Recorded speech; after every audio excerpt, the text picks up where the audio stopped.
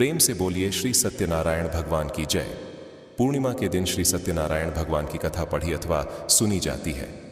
तो आइए आज हम आपको सुनाते हैं श्री सत्यनारायण भगवान की संपूर्ण व्रत कथा और आरती। एक समय की बात है, नैमिषारण्य तीर्थ में शौनक आदि 88,000 आरक्षियों ने श्री सूत जी से पूछा, हे प्रभु, इस कलयुग में वेद विद्या रहित मनुष्यों को प्रभु भक्ति किस प्रकार मिल सकती है तथा उनका उद्धार कैसे होगा? हे श्रेष्ठ मुनि, कोई ऐसा तप बताइए जिससे थोड़े समय में भी पुण्य मिले और मनोवांछित फल भी मिल जाए। इस प्रकार की कथा सुनने की हम इच्छा रखते हैं। सर्वशास्त्रों के झाता सूत जी बोले, हे वैष्णवों में पूज्य, आप सभी ने प्राणियों के हित की बात पूछी है, इसीलिए मैं एक ऐसे श्रेष्ठ व्रत को आप लोगों को बताऊंगा जिसे नारद जी ने लक्ष्मी नारायण से पूछा था और लक्ष्मीपति ने मुनि श्रेष्ठ नारद जी से कहा था। आप सब इसे ध्यान से सुनिए। एक समय की बात है, योगी राज नारद जी दूसरों के हित की इच्छा के लिए अनेकों लोकों में घूमते हुए मृत्यु लोक में आ पहुंचे। यहां उन्होंने अनेक योनियों में जन्मे प्रायः सभी मनुष्यों को अपने कर्मों द्वारा अनेकों दुखों से पीड़ित देखा। उनका दुख देखकर नारद जी सोचने लगे कि कैसा यत्न किया जाए जिसके करने से निश्चित रूप से मानव के दुखों का अंत हो जाए। इसी विचार पर मनन करते हुए वह विष्णु लोक में गए। वहां वह देवों के ईर्ष भगवान नारायण की स्तुति करने लगे, जिनके हाथों में शंख, चक्र, गदा और पद्म थे, गले में वरमाला पहने हुए थे। स्तुति करते हुए नारद जी बोले, हे भगवान, आप अत्यंत शक्ति से संपन्न हैं, मन तथा वाणी भी आपको नहीं पा सकती। आपका आदि मध्य तथा अंत नहीं है। निर्गुण स्वरूप, सृष्टि के कारण भक्तों के दुख को दूर करने वाले आपको मेरा नमस्कार है। नारद जी की स्तुति सुन विष्णु भगवान बोले, हे श्रेष्ठ मुनि, आपके मन में क्या बात है? आप किस काम के लिए पधारे हैं, उसे निसंकोच होकर कहो। इस पर नारद मुनि बोले कि मृत्यु लोक में अनेक योनियों में जन्मे मनुष्य अपने कर्मों के द्वारा अनेकों दुखों से दुखी हो रहे हैं। हंसी, हे नाथ, आप मुझ पर दया रखते हैं तो बताइए कि वो मनुष्य थोड़े से प्रयास से ही अपने दुखों से कैसे छुटकारा पा सकते हैं? श्री हरि बोले, हे नारद, मनुष्यों की भलाई के लिए तुमने बहुत अच्छी बात पूछी है, जिसके करने से मनुष्य मोह से छूट जाता है। वह बात मैं कहता हूं, उसे सुनो। स्वर्ग लोक व मृत्यु लोक दोनों में एक दुर्लभ उत्तम व्रत है जो पुण्य देने वाला है। आज प्रेमवश होकर मैं उसे तुमसे कहता हूं। श्री सत्यनारायण भगवान का यह व्रत अच्छी तरह से विधि पूर्वक करके मनुष्य तुरंत ही यहां सुख भोग कर मरने पर मोक्ष पाता है। श्री हरि के वचन सुनकर नारद जी बोले कि उस व्रत का फल क्या है और उसका विधान क्या है? यह व्रत किसने किया था? इस व्रत को किस दिन करना चाहिए? सभी कुछ विस्तार से बताइए। नारद जी की बात सुनकर श्री हरि बोले, दुख व शोक को दूर करने वाला यह व्रत सभी स्थानों पर विजय दिलाने वाला है। मानव को भक्ति व श्रद्धा के साथ शाम को श्री सत्यनारायण की पूजा धर्मपरायण होकर ब्राह्मणों व बंधुओं के साथ करनी चाहिए। भक्ति भाव से ही नैवेद्य केले का फल, घी, दूध और गेहूं का आटा सवाया लें। गेहूं के स्थान पर साठी का आटा, शक्कर तथा गुड़ लेकर सभी भक्षण योग्य पदार्थों को मिलाकर भगवान का भोग लगाएं। ब्राह्मणों सहित बंधु बांधवों को भी भोजन कराएं। उसके बाद स्वयं भोजन करें। भोजन कीर्तन के साथ भगवान की भक्ति में लीन हो जाए। इस तरह से सत्यनारायण भगवान का यह व्रत करने पर मनुष्य की सारी इच्छाएं निश्चित रूप से पूरी होती हैं। इस कलिकाल अर्थात कलयुग में मृत्यु लोक में मोक्ष का यही एक सरल उपाय बताया गया है। सूत जी बोले, हे ऋषियों, जिसने पहले समय में इस व्रत को किया था उसका इतिहास कहता हूं, ध्यान से सुनो। सुंदर काशीपुरी नगरी में एक अत्यंत निर्धन ब्राह्मण रहता था। भूख प्यास से परेशान वह धरती पर घूमता रहता था। ब्राह्मणों से प्रेम करने वाले भगवान ने एक दिन ब्राह्मण का भेष धारण कर उनके पास जाकर पूछा, हे विप्रवर, नित्य दुखी होकर तुम पृथ्वी पर क्यों घूमते हो? दिन ब्राह्मण बोला, मैं निर्धन ब्राह्मण हूं, भिक्षा के लिए धरती पर घूमता हूं। हे भगवान, यदि आप इसका कोई उपाय जानते हो तो बताइए। वृद्ध ब्राह्मण कहते हैं कि सत्यनारायण भगवान मनोवांछित फल देने वाले हैं, इसीलिए तुम उनका पूजन करो। इसके करने से मनुष्य सभी दुखों से मुक्त हो जाता है। वृद्ध ब्राह्मण बनकर आए सत्यनारायण भगवान उस निर्धन ब्राह्मण को व्रत का सारा विधान बताकर अंतर्ध्य हो गए।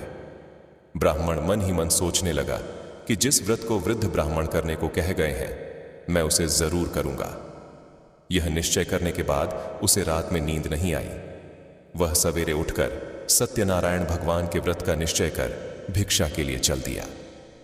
उस दिन निर्धन ब्राह्मण को भिक्षा में बहुत धन मिला, जिससे उन्हें बंधु बांधवों के साथ मिलकर श्री सत्यनारायण भगवान का व्रत संपन्न किया।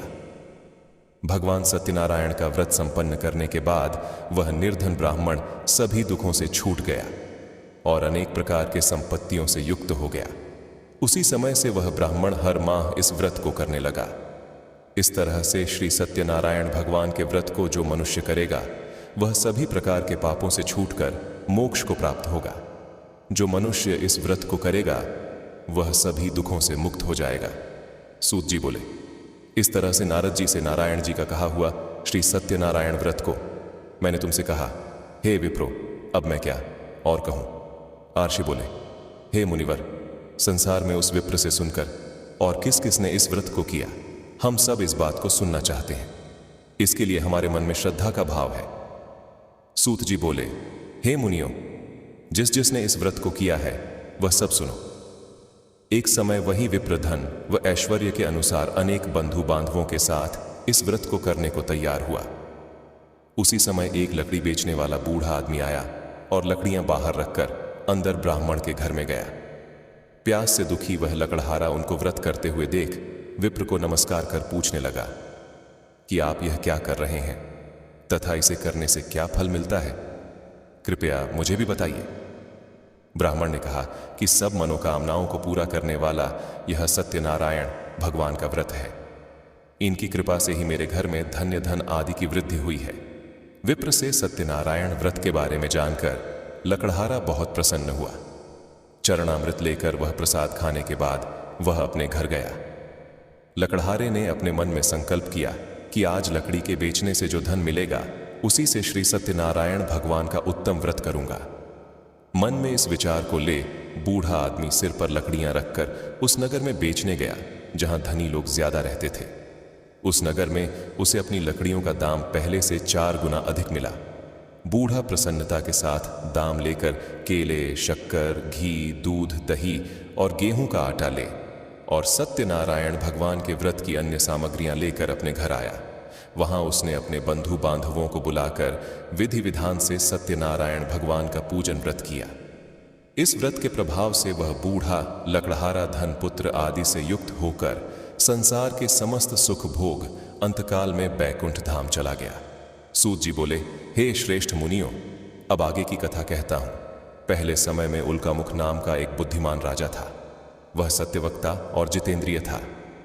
प्रतिदिन देव स्थानों पर जाता और निर्धनों को धन देकर उनके कष्ट दूर करता था। उसकी पत्नी कमल के समान मुख वाली तथा सती साध्वी थी। भद्रशीला नदी के तट पर उन दोनों ने श्री सत्यनारायण भगवान का व्रत किया। उसी समय साधु नाम का एक वैश्य आया।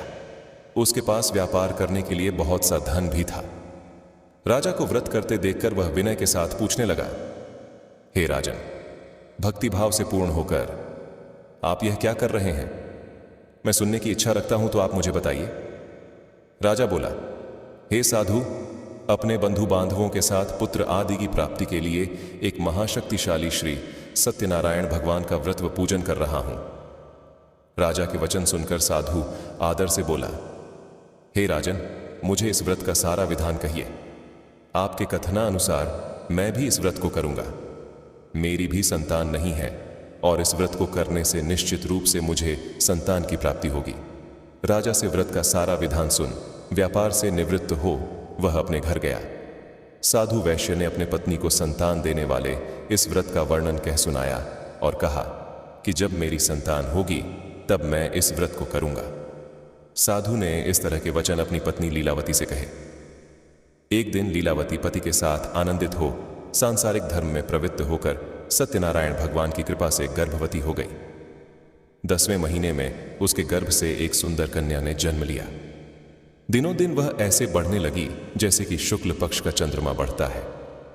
माता पिता ने अपनी कन्या का नाम कलावती रखा। एक दिन लीलावती ने मीठे शब्दों में अपने पति को याद दिलाया कि हे स्वामी, आपने श्री सत्यनारायण भगवान के जिस व्रत को करने का संकल्प लिया था उसे करने का समय आ गया है। आप इस व्रत को करिए। साधु बोला, हे प्रिय, इस व्रत को मैं उसके विवाह पर करूंगा। इस प्रकार अपनी पत्नी को आश्वासन देकर वह नगर को चला गया। कलावती पिता के घर में रह दिनों दिन बड़ी होने लगी। तो साधु ने एक बार नगर में अपनी कन्या को सखियों के साथ खेलते हुए देखा तो तुरंत ही दूत को बुलाया और कहा कि मेरी कन्या के योग्य वर देख कर आओ। साधु की बात सुनकर दूत कंचन नगर में पहुंचा और वहां पहुंचकर लड़की के सुयोग्य वारणिक पुत्र को ले आया। सुयोग्य लड़के को देख साधु ने बंधु बांधवों को बुलाकर अपनी पुत्री का विवाह कर दिया। लेकिन दुर्भाग्य की बात यह कि साधु ने अभी भी श्री सत्यनारायण भगवान का व्रत नहीं किया। इस पर श्री भगवान क्रोधित हो गए और श्राप दिया कि साधु को अत्यधिक दुख मिले।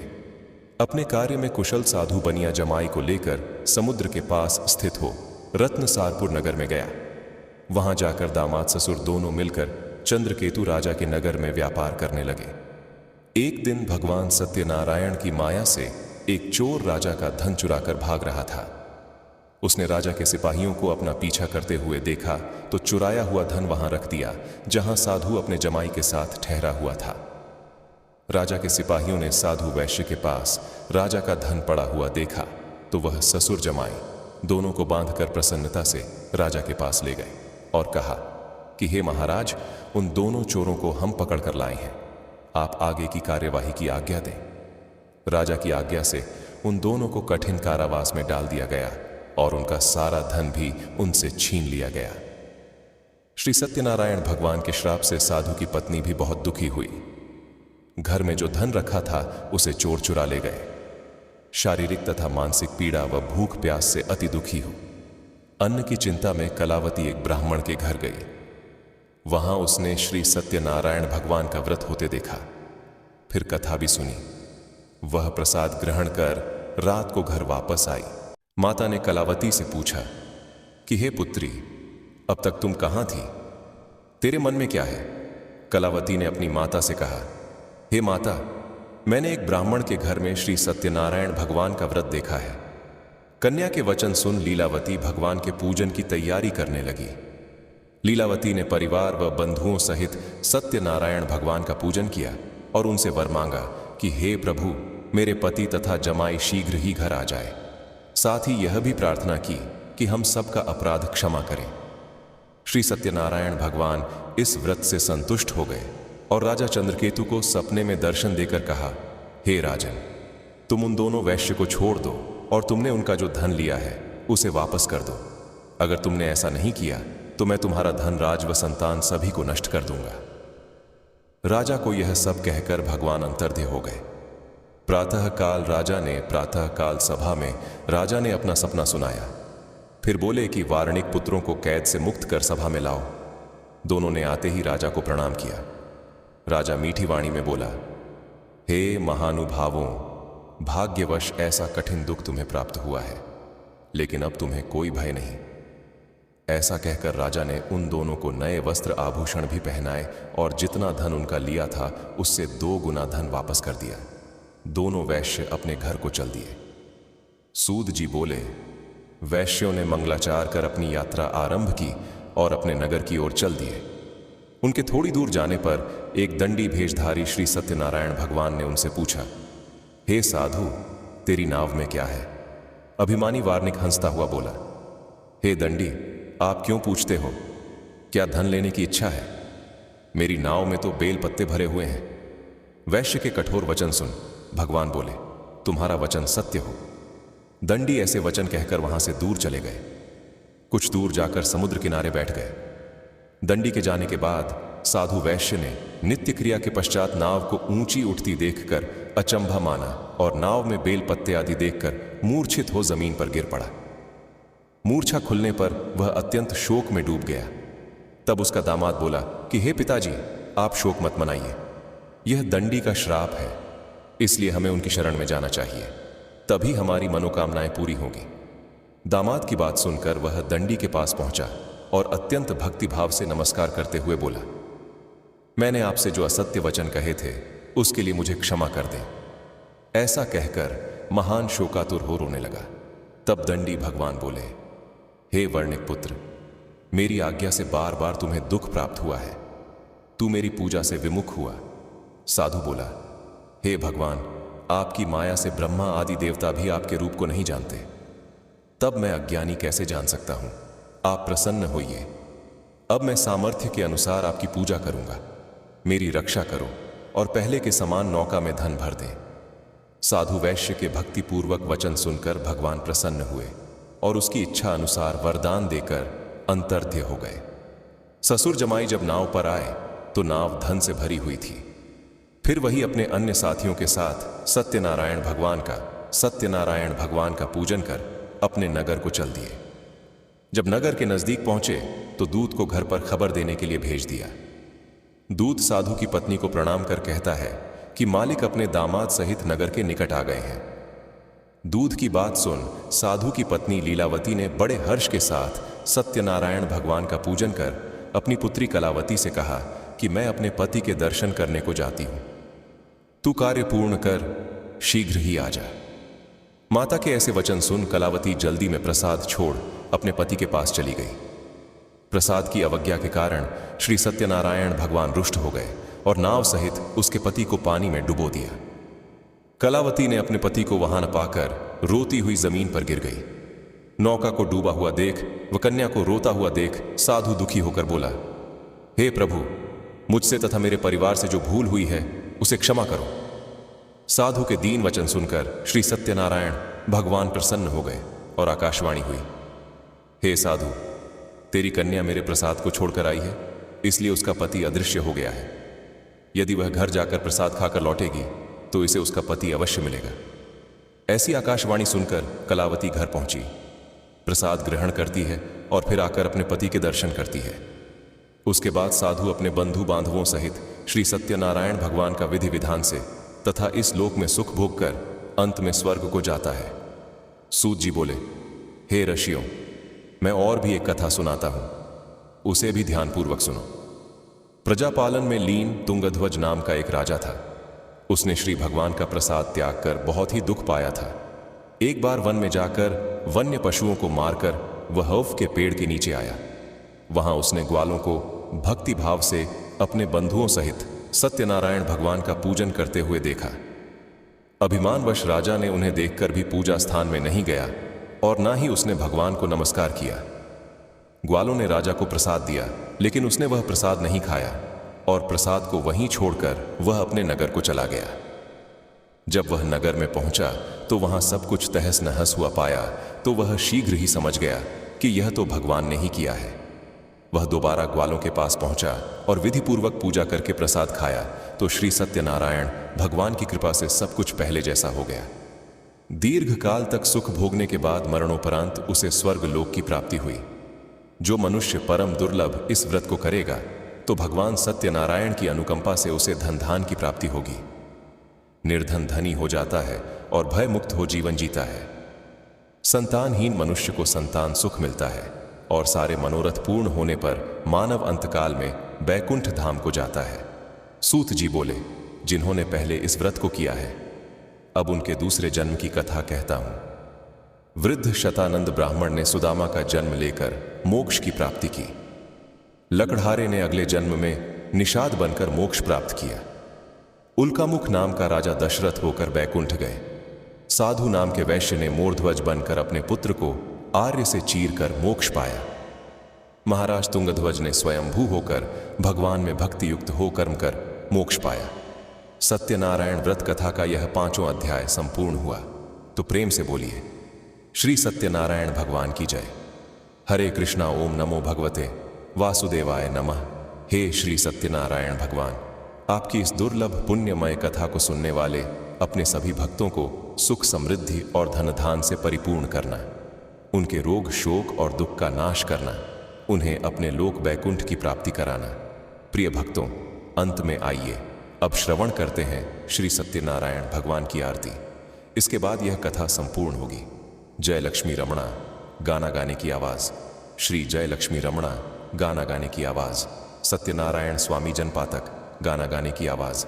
हरड़ा जय लक्ष्मी रमणा, रत्न जड्ढीत सिंहासन अद्भुत छवि छाजे, नारद करत निराजन घंटा ध्वनि बाजे। जय लक्ष्मी रमणा, गाना गाने की आवाज। प्रकट भय कल कारण द्विज को दर्श दियो बूढ़ो, गाना गाने की आवाज। ब्राह्मण बन के कंचन महल कियो, जय लक्ष्मी रमणा दुर्लभ। भील कठारो जिन पर कृपा करी चंद्रचूर्ण एक राजा, उनकी विपत्ति हरि जय लक्ष्मी रमणा वैश्य मनोरथ पायो, श्रद्धा तज दीनी सो फल पायो। प्रभु जी फिर स्तुति की जय लक्ष्मी रमणा भाव भक्ति के कारण छिन छिन रूप धरियो, गाना गाने की आवाज। श्रद्धा धारण की तन की काज करियो, जय लक्ष्मी रमणा चरहत प्रसाद, सय्यु कदली फल मेवा धूप, दीप तुलसी से राजी सतदेवा। जय लक्ष्मी रमणा सत्यनारायण जी की, जो कोई आरती गावे तन मन सुख संपत्ति मन वांछित फल पावे। जय लक्ष्मी रमणा, जय लक्ष्मी रमणा, गाना गाने की आवाज। श्री लक्ष्मी रमणा सत्यनारायण स्वामी जन पातक हरणा, जय लक्ष्मी रमणा। प्रेम से बोलिए श्री सत्यनारायण भगवान की जय। ओम नमो भगवते वासुदेवाय नमः। हम